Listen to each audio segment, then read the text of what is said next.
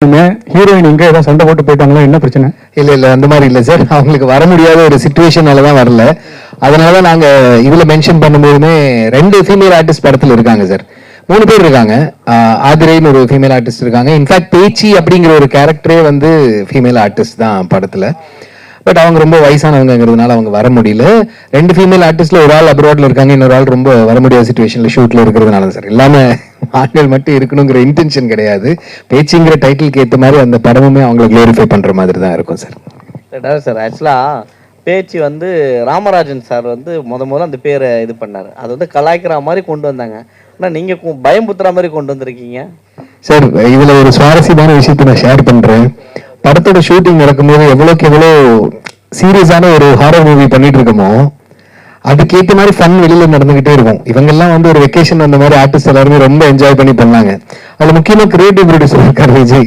போகும்போது வரும்போது காதுல வந்து அந்த பாட்டை பாடிட்டே தான் போவாரு.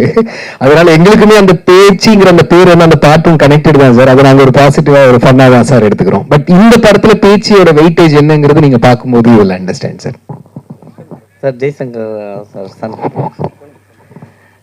சார் நாங்கள் பார்க்கும்போது அப்பாவுடைய காலத்தில் அந்த கௌபாய் அந்த இது இருந்துச்சு. உங்களுக்கு இந்த படம் அவங்க சொல்லும் போது எப்படி இருந்தது? அந்த இது ஏதாவது வந்ததா? ஏன்னா அவர் தான் வந்து மிரட்டுற மாதிரியான ஒரு இதெல்லாம் இருந்தது. ஸோ பேய் படம் மாதிரியே காமிப்பாங்க. கடைசியில் பார்த்தா எவனோ நம்பியார் யாரோ ஒருத்தர் பண்ணிட்டு இருப்பாங்க. ஸோ அந்த மாதிரி எஃபெக்ட் உங்களுக்கு ஏதாவது தெரிஞ்சுதா? பாலசரன் ஏதாவது நம்பியார் மாதிரி வந்து போனாரா? ஆக்சுவலாக நான் ஸ்டார்டிங் சொன்னபடி முஜே அவர் தான் ஃபர்ஸ்ட் படத்தை பார்த்தார் யூஎஸ்ல. பார்த்துட்டு first time Alice and Suri பார்த்துட்டு இப்போ நாங்கள் இந்தியாவில் ஸோ எங்களை படத்தை பார்க்க சொன்னார். ஸோ நாங்கள் படத்தை பார்த்த வரைக்கும் மை ஒப்பீனியன் என்னன்னா படம் வைலன்ஸ் இல்லை, ட்விஸ்ட்டு. படம் ட்விஸ்ட்டு பயங்கரமாக இருக்குது. அண்ட் நெக்ஸ்ட் சீன் கிரிப்பாக இருக்குது உங்களுக்கு. ஸோ எங்களுக்கு எனக்கு மெயினாக அதை பிடிச்சது. பிகாஸ் நம்ம உட்காந்து அந்த 2 hours நம்ம உட்காந்து பார்க்குற படத்தை அந்த போரிங்னஸ் எனக்கு எங்கேயும் தெரில. அண்ட் ஒரு ட்விஸ்ட் கடைசி டைரக்டர் ஆக்சுவலாக கிளைமேக்ஸ் வச்சிருக்காரு. அந்த ட்விஸ்ட்டை நாங்களே எக்ஸ்பெக்ட் பண்ணல. அது படம் பார்த்தவங்க எனக்கு தெரிஞ்சிச்சு. ஓவரால் பார்த்தீங்கன்னா இது அப்பாவுடைய ஜோனர் வேணுங்க. அப்பா ஜோனர் மெயினாக இல்லை அப்படின்னா அவர் சவுத் இந்தியன் ஜேம்ஸ் உங்களுக்கே தெரியும். அப்புறம் டிஜன் மூவிஸ் பண்ணியிருக்காரு. ஸோ இது ஒரு கம்பேரிசன் இல்லை.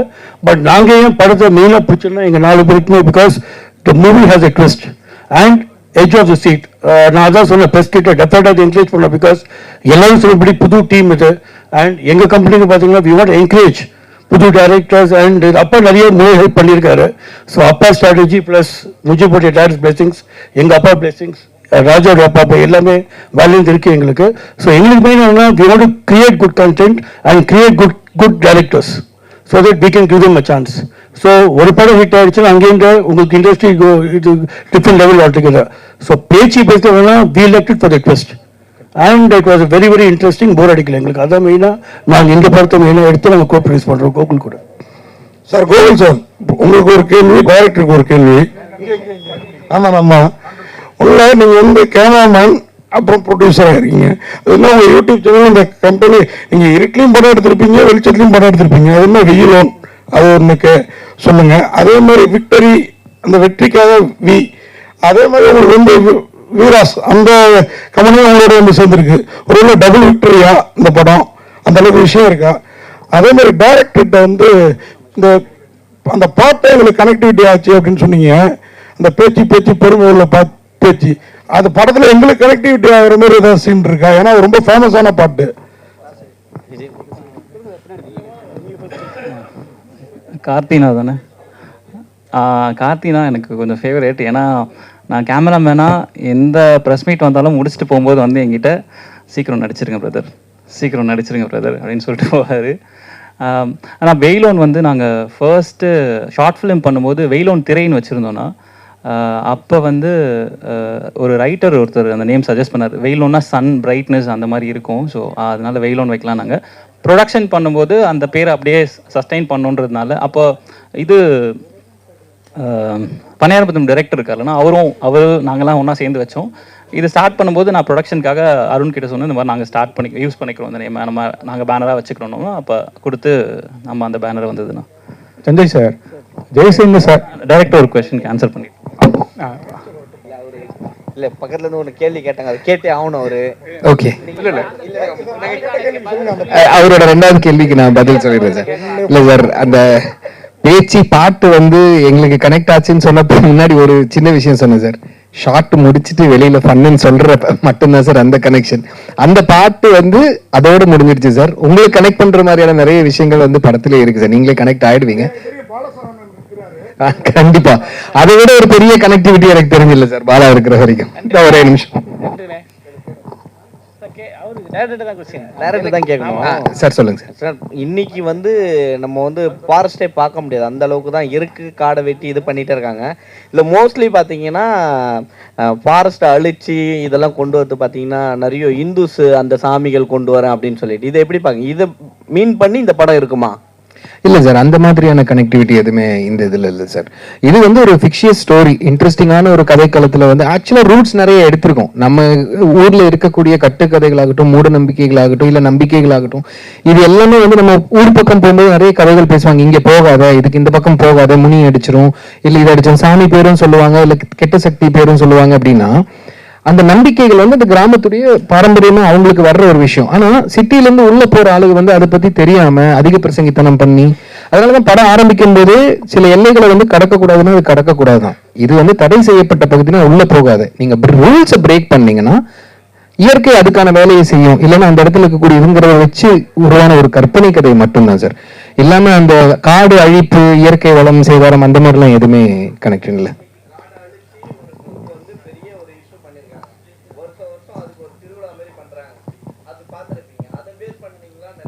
இல்ல அந்த மாதிரி இல்லை சார்.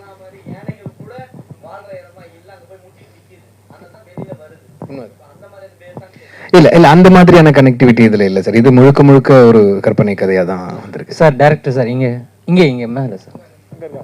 சார் சொல்லுங்க சார். சொல்லுங்க சார். சார் நீங்க ப்ராப்பர் பேய் படம் மாதிரி இருக்கும் அப்படின்னு சொல்லியிருக்கீங்க. தமிழ் சினிமாவில் வந்து ஹாரர் மூவிஸ் வர்றது ரொம்ப குறைஞ்சிருச்சு. அது வந்து இப்போ காமெடியாக மாறிட்டுருச்சு. ப்ளஸ் வந்து இந்த பக்கம் ஒரு பக்கம் கிளாமராக மாறிடுச்சு. ஒரு ப்ராப்பர் பேய் படமாக ஆக்கிறதுக்கு என்னென்ன வேலை அதில் நீங்கள் பண்ணியிருக்கீங்க? இப்போ நீங்களே அதில் almost half of the answer சொல்லிட்டீங்க சார். காமெடி அண்ட் கிளாமர் அது ரெண்டுமே இதில் இல்லை சார்.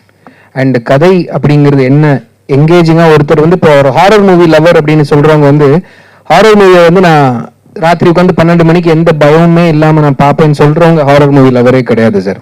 ஹாரர் என்ஜாய் பண்ணுறவங்க என்னன்னா அந்த தியேட்டரில் வந்து அந்த ஜம்ப் ஸ்கேர் மொமெண்ட்டையும் அட்ரினலையும் என்ஜாய் பண்ணுறவங்க தான் ஹாரர் மூவி லவர்ஸ். நான் அந்த மாதிரியான ஒரு ஹாரர் மூவி லவர்.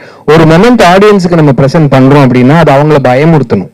அதுதான் ஹாரர் மூவி. ஹாரர் காமெடிங்கிறது ஒரு ஜானர் தான். அதுலயும் படங்கள் வரணும், ஸ்பூஃப் மூவிஸ் வரணும், அதுக்கான ஆடியன்ஸுமே தனியா இருக்காங்க. பட் பியூர் ஹாரர் லவர்ஸ் அப்படிங்கிற ஒரு கேட்டகரியில தான் நான் இருக்கேன் சார். அதனால என்னோட ஆடியன்ஸ் அந்த மாதிரி இருப்பாங்கன்னா நான் என்ன கொடுத்தா அவங்களுக்கு என்டர்டெயின்மெண்டா இருக்குங்கிறத யோசிச்சு தான் நாங்க எழுதணும். ஸோ சில விஷயங்கள் எல்லாத்தையுமே நாங்க பிரேக் பண்ணுங்கிறதுல தெளிவா ஃபர்ஸ்ட் டோன்ட்ஸ் மட்டும் எழுதிட்டோம் சார். அதுல வந்து இந்த பியூர் ஹாரர்ல வந்து எங்களுக்கு காமெடியாவோ ரொமான்ஸாவோ ஆங்கிள் தேவையில்லை. ஒரு கதை சொல்றோம், ஸ்ட்ரெயிட்டா கதைக்குள்ள போ, இதுதான் ப்ராப்ளம், இதுல இருந்து இந்த சொல்யூஷனா இல்லையாங்கிறது மட்டும் தெளிவா கிளியர் நரேஷன்ல வந்து கிளியரா இருக்கணும். தேவையில்லாத எக்ஸ்ட்ரா லக்கேஜ் எதுவுமே இருக்கக்கூடாதுங்கிறது தான் ஃபர்ஸ்ட் ஸ்டெப்பா பண்ணணும். அதை இம்ப்ளிமெண்ட் பண்றதுக்கு மெயினா எனக்கு ப்ரொடக்ஷன் வந்து சப்போர்ட் பண்ணாங்க. இப்போ வந்து எனக்கு இந்த எலிமெண்ட் வேணும், அந்த எலிமெண்ட் வேணும், பிசினஸா வேணும், இந்த பாயிண்ட் ஆஃப் வியூல பார்க்கணுங்கிற மாதிரி அவங்க எதுவுமே சொல்லலை. இப்படிதான் நீங்க கதை சொல்லணும்னு நினைக்கிறீங்க, இதே மாதிரி சொல்லுங்கிற ஃப்ரீடமும் எனக்கு இருந்தது. அது இல்லைன்னா இந்த பியூர் ஹாரர் அப்படிங்கிறது வந்து எனக்கு தெரிஞ்சு உருவாயிருக்குமாங்கிறது தெரியல. பட் அந்த பாயிண்ட்ஸ் எல்லாமே ஹோம் ஒர்க் பண்ணி முன்னாடி எல்லாம் லாக் பண்ணிட்டு தான் சார் ஷூட்டுக்கே போகணும். சார் டைரக்டர் சார் இப்பதான் சொன்னா பாலசரவணன் இருக்கிறாருன்னு, நீங்க கிளாமரும் இல்ல காமெடியும் இல்லை, நீங்க அப்ப காமெடி இருக்கோ? இல்ல பாலசரவணன் இருக்காரு, காமெடி இல்லைன்றத பத்தி கேட்கலாம். கிளாமருக்கு எனக்கு என்ன சம்பந்தம் எனக்கு புரியலையே. இல்லடா அதான் நான் சொல்லுங்க. கிராமம் எங்க எனக்கு புரியலையே. நான் இத்தனை நாள் காமெடி பண்ற நினைச்சிட்டு இருந்தேன், இப்பதான் தெரியுது. ஓகேண்ணே. அதான் நமக்கு எல்லா கேரக்டரும் பண்ணணும்னு ரொம்ப நாளாவே ஒரு ஆசைண்ணே. ஒரு குணச்சித்திர கேரக்டர் நடிக்கணும், ஒரு நெகட்டிவ் கேரக்டர் நடிக்கணும், ஒரு சீரியஸான ஒரு கேரக்டர் நடிக்கணும்னு எல்லா கேரக்டரும் பண்ணணும் ரொம்ப நாள் ஆசை. அது நம்ம நண்பர்கள்ட்ட ஷேர் பண்ணுவோம் இல்லையா? ஷேர் பண்ணும்போது நம்ம நண்பர்கள் அவங்க அதுக்கான ஒரு வாய்ப்பு அமையும் போது அது நம்ம கொடுக்கும்போது ஓகே இனிமே இப்படி போகணும், அதாவது காமெடியும் பண்ணணும், இந்த மாதிரியான சீரியஸ் கேரக்டர்களும் பண்ணணும், ரெண்டையும் கலந்து பண்ணணுன்றதானே நம்மளுடைய ஆசை. பாலசரவணன் ஆமாண்ணே, அதான் சொன்னாப்புலண்ணே, அதை கொஞ்சம் தெளிவாக சொல்லிட்டீங்கன்னா நல்லா இருக்கும். கார்த்திகா இல்லைண்ணா அடுத்து ஒன்று கேட்டுட்ருக்கோம் நான் ஸ்கிரிப்ட் அவரது ஃபைனலைஸ் ஆகி ஸ்கிரிப்ட் ஒர்க் போயிட்டுருக்கு. அதில் கதையின் நாயகனாக பாலசரவணன். பாலசரவணன் உங்களுக்கு பாலசரவணன் இங்கே நிறைய பேர் சொன்னாங்க பாலசரவணன் நிறைய வெயிட் போட்டிருந்தாங்க, இப்போ வந்து வெயிட் கம்மி பண்ணிட்டாங்கன்ட்டு. மறுபடியும் வெயிட் போட்டீங்கன்றீங்களா? ஆமாம், மறுபடியும் இப்போ நீங்கள் வெயிட் போட்டீங்க சரிங்களா. அதுக்கப்புறம் சிம்பு சார் பார்த்தீங்களா? இப்போ சிம்பு சார் வந்து இந்தியன் 2ல வந்து வெயிட் போட்டால் ரொம்ப கஷ்டம், நடிக்கிறதே ரொம்ப பெரிய விஷயமா இருக்கும்ட்டு. ஏன்னா நீங்கள் ஏற்கனவே அவர் கூட நடிச்சிருக்கீங்க. ஆமாம். அவர் ஏதாவது சொன்னாரா வெயிட்? அதான் நான் ஏற்கனவே சொல்லியிருக்கேன். நான் வெயிட் லாஸ் பண்ணும்போது ஒரு இன்டர்வியூ கொடுக்கும்போது எனக்கு அவர் கொடுத்த ஒரு அட்வைஸாக வந்து ரொம்ப பெருசாக ஹெல்ப் பண்ணுச்சு. அந்த பசியை வந்து நம்ம சின்ன வயசுலேருந்து அம்மா அப்பா நல்லா நமக்கு சாப்பாடு போட்டுருங்க, விவரம் தெரிஞ்ச காலத்துலேருந்து குழந்தையா இருக்கும்போதே சொல்லலாம். அம்மா அப்பா நல்லா சாப்பாடு போட்டு நமக்கு வேணுன்றதெல்லாம் வாங்கி கொடுத்து கம்ஃபர்ட்டாக தான் வச்சுருந்தாங்க. ஆனால் அந்த பசிங்கிறத நம்ம அனுபவிச்சதே கிடையாது இல்லையா. அப்போ அவர் என்கிட்ட என்ன சொன்னார்னா, இதை எப்படி நீங்கள் அச்சீவ் பண்ணீங்க? கிட்டத்தட்ட 40 கிலோ குறைச்சார் அவர். இதை எப்படி அச்சீவ் பண்ணீங்க? நம்ம இப்போ ஒரு ப்ராஜெக்ட்டுக்கு வெயிட் குறைக்க வேண்டியது இருக்குது ப்ரோ அப்படின்னு கேட்கும்போது அவர் என்ன சொன்னார்னா, நீங்கள் டயட் என்ன வேணாலும் ஃபாலோ பண்ணிங்க, அது உங்களுடைய கம்ஃபர்ட்டு. ஆனால் ஒரே ஒரு ஃபீல், அந்த பசிங்கிறது இது வரைக்கும் நம்ம இத்தனை வருஷத்தில் அனுபவிச்சிருக்க மாட்டோம். எத்தனையோ பேர் பசியால் தான் நிறைய பேர் இருக்கிறாங்க, அதை வந்து தங்களோட வாழ்க்கையோட ஒரு பார்ட்டாகவே வாழ்ந்துட்டு இருக்காங்க. அதை கொஞ்ச நாள் நம்ம வாழ்ந்து பார்ப்போம்னு யோசிங்க, இதை அச்சீவ் பண்ணிடுவீங்க அப்படின்னாரு. ஸோ அந்த மாதிரி தான் நான் அதை அச்சீவ் பண்ணேன். 30 கிலோ குறைச்சேன் 3 மாதத்தில். சஞ்சய் சார் ஜெயசங்கர் சாரை வெள்ளிக்கிழமை ஹீரோ அப்படிம்பாங்க. அவ்வளவு படங்கள் நடித்தார், 200 படங்கள், எல்லாமே நிறைய வெற்றி படங்கள். ஒவ்வொரு வெள்ளிக்கிழமையும் அவ்வளோ கூட்டம். ஆனால் இப்போவும் வெள்ளிக்கிழமை நிறைய தமிழில் படம் ரிலீஸ் ஆகுது, ஆனால் கூட்டம் இல்லை, பெரிய வெற்றி படம் அமைதில்லை. அதுக்கு என்ன காரணம்னு நினைக்கிங்க? அப்புறம் இப்போ உள்ள ஹீரோக்களில் கொஞ்சம் ஒரு சாயல் மாதிரி இருக்குன்னா ஜெயசங்கர் சார் மாதிரினா யார் சொல்லுவீங்க? சாயல் பார்த்தா நான் தான் சொல்லணும், ஆனால் நான் ஹீரோ பண்ண முடியாது, விஷயம் வேறு சரிங்களா. ஸோ ஹீரோஸ் இனி பார்த்தீங்கன்னா அப்போடைய டைமில் இட் வாஸ் டோட்டலாக டிஃப்ரெண்ட்டாக இருந்தாங்க. அப்போ பார்த்தீங்கன்னா ஒரு செட் ஆஃப் ஹீரோஸ். ஸோ மாற்றி எம்ஜிஆர் சார், சிவாஜி சார், அப்புறம் அப்பா முத்துராமன் சார், அப்புறம் ரவிச்சந்திரன் சார். ஸோ இது ஒரு 5-6 பேர் 8 பேர் தான் இருந்தாங்க. ரெண்டாவது மீடியா கூட இப்போ பார்த்தீங்கன்னா ஒன்லி தேட்டர்ஸ். அப்போ சேட்டலைட்டில் ஓடிடியில் எதுவுமே இல்லை. ஸோ எல்லா பீப்புளுமே தேட்டர்ஸ் போய் வந்து தான் பார்ப்பாங்க. So that was media part of it. இன்னைக்கு டோட்டலாக மாறி இருக்கு. அப்போ இருந்த டைம் வேறு, இப்போ இருந்த டைம் வேறு. And regarding movies not coming out நான் சொல்கிற மாதிரி லாட் ஆஃப் ஃபேக்டர்ஸ். இன்னைக்கு சொல்கிற மாதிரி இன்னைக்கு ரிக்ரேஷன் தமிழில் இருக்கு, ஓடிடி மார்க்கெட் இருக்கு, அப்புறம் you have TV serials. So நிறைய பேர் இப்போ தேட்டருக்கு இன்னைக்கு பண்ணாலே பார்த்தீங்கன்னா ஒரு 2 பேர் போனாலே 2000-3000 மினிமம் அதை பாப்கார்ன் வாங்கி டிக்கெட் வாங்கி போகிறதுக்கு. ஸோ தேட்டருக்கு நீங்கள் போனீங்கன்னா the story should be good. Story நல்லா இருந்தால் தான் தேட்டருக்கு நீங்கள் ஆடியன்ஸ் வராங்க. இல்லைன்னா ஃபர்ஸ்ட் இயர்ல ஷோவில் உட்காந்து டைப் பண்ணிடுறாங்க. ஃபர்ஸ்ட் சீன் பார்க்கச்சே படம் இப்படி இருக்குன்னு மெசேஜ் போயிடுது வெளில. அதுக்கு மீறி தேட்டருக்குள்ள வரணும் ஸ்டோரிஸுங்க. ஸ்டோரி நல்லா எடுத்து டெஃபினட்டாக நல்ல ஸ்டோரி கிளிக் ஆகும். இப்போ மகாராஜா வந்தது, விஜய் சார் நல்ல கிளிக் ஆச்சு. So story is a base point. Story back போனாக இருந்து 100% நல்லா இருந்தால் தேட்டருக்கு ஆளுங்க வருவாங்க. ஸோ ஸ்டோரி அதான் திருப்பி அதான் சொல்லி வேரியஸ் நாங்கள் தான் கான்சன்ட்ரேட் பண்ணுறோம். பிகாஸ் எங்களுக்கு ஸ்டோரி நல்லா இருக்கணும். We want to encourage new directors so that audience will come to the theatre. அது எங்களுடைய மெயின் குறிக்கோளாக இருக்குது எங்களுக்கு. Hopefully we should achieve that. Murali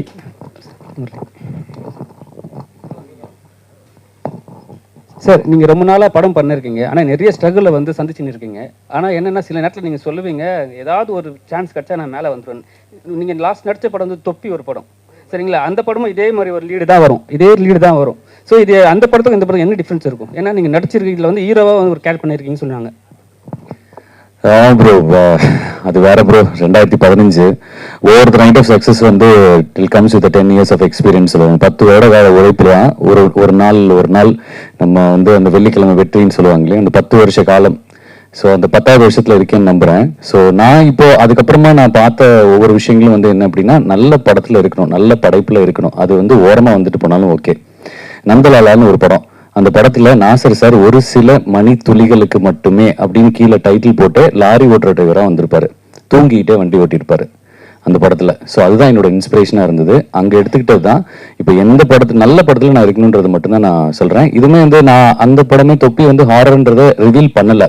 படம் கடைசியா பாக்குறப்ப தான் அந்த ஹாரர்ன்றது இருக்கும், அது சரியா வந்து கொண்டு போய் சேர்க்கல. பட் இந்த படம் முழுக்க ஹாரருங்க. இதை சொன்னாங்களா இல்லைன்னு தெரியல. எல்லாமே ஃபர்ஸ்ட் டைம் டே ஹாரர் அப்படின்றது யாருமே மென்ஷன் பண்ணலன்னு நினைக்க சொல்லிட்டீங்களா?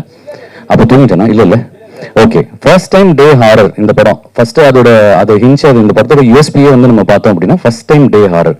ஹாரர்னாவே நம்ம வந்து படங்கள் பார்த்தோம் இருட்டில் தான் இருக்கும், திடீர்னு இந்த மோல் வந்து போய் நிற்கும், அது இருக்கும். வெளிச்சத்தில் முதல் தடவை நீங்க வந்து பேய் படம் பார்க்க போறீங்க. அந்த பேய் படம் உங்களை பயமுறுத்த போகுது. சீட்டோட எட்ஜில் நீங்கள் உட்காந்து படம் பார்ப்பீங்க. அதுக்கு டெஃபினட்டாக நான் 100% ஷர்ட்டாக சொல்லுவேன்.